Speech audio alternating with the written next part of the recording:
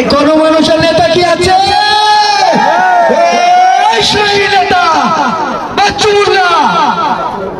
আজ শনিবার কুষ্টিয়া জেলার দৌলতপুর থানা ধর্মদহ মালিতাপাড়া এক ঐতিহ্যবাহী গাদন খেলার ফাইনাল টুর্নামেন্ট আয়োজন করে ধর্মদহবাসী।